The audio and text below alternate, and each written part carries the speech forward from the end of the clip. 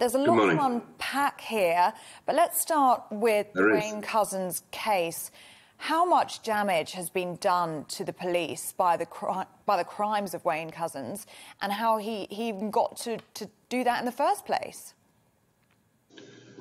Damage has obviously been done to the public view of the police service, but in reality that is mostly disproportionate. The actions of Couzens, who is just an appalling criminal who happened to be a police officer, there's nothing about the circumstances that suggest it's anything to do with any other police officer or anything that any other police officer may or may not be doing. It's a one-off.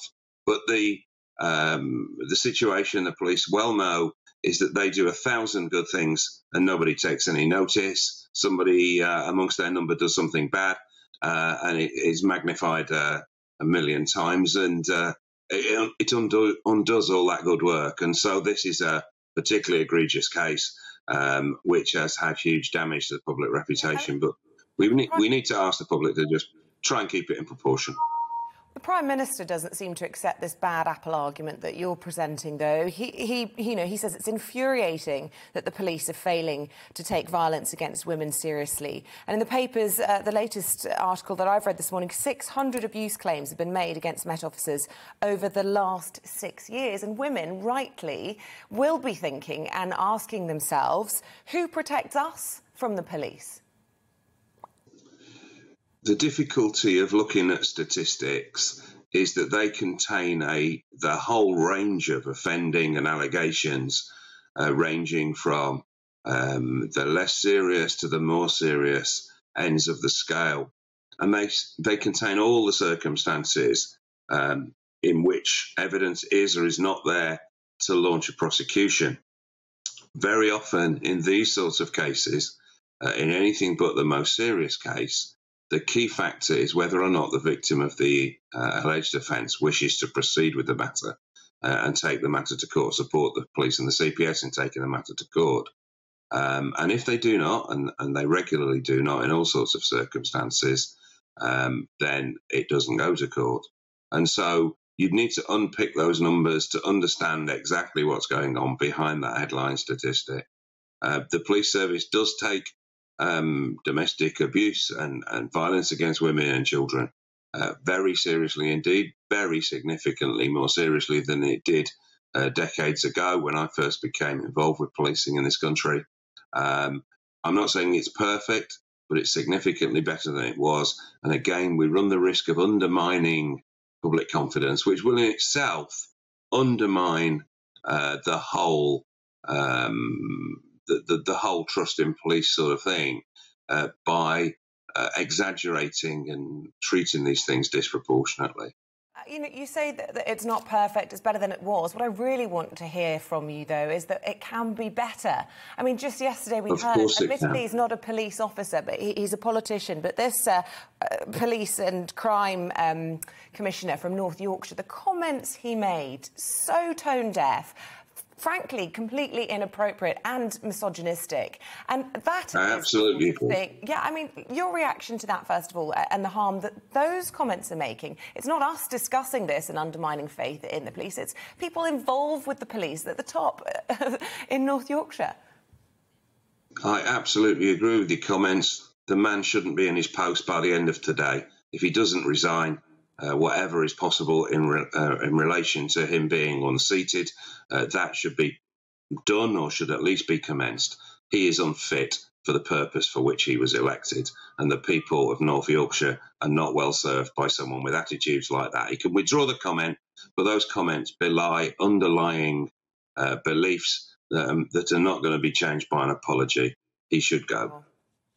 Peter, I just wanted to ask you about your comment earlier saying that the Wayne Couzens and the crimes he committed were a one-off. I mean, what we're hearing yesterday and today is that police officers are now investigating 16 other officers in several misconduct probes.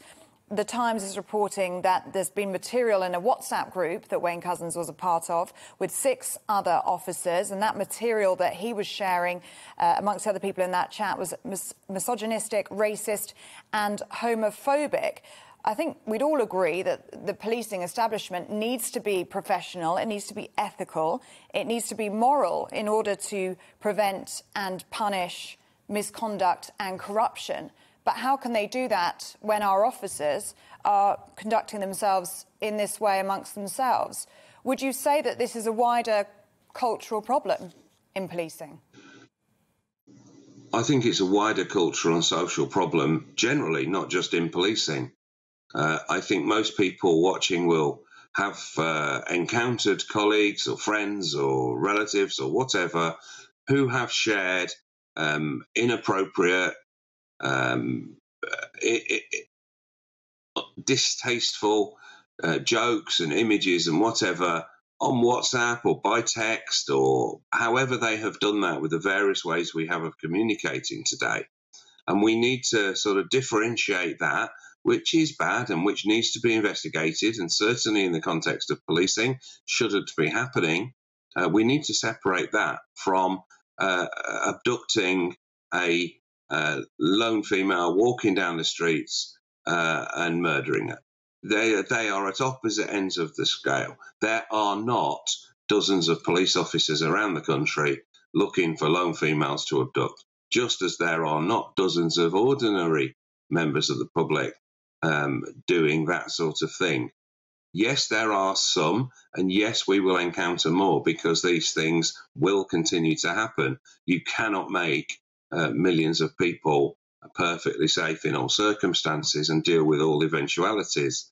But to suggest that there are dozens of police officers wandering around just waiting for an opportunity to do this, frankly, is nonsense.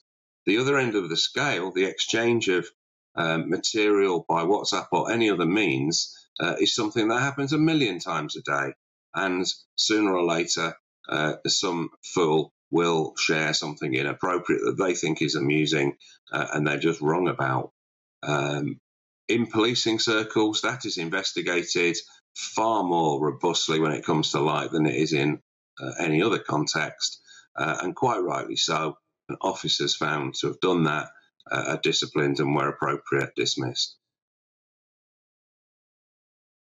Welcome to the GB News YouTube channel. You can watch us live 24 hours a day, catch up on your favourite shows and join in the conversation in the comments below.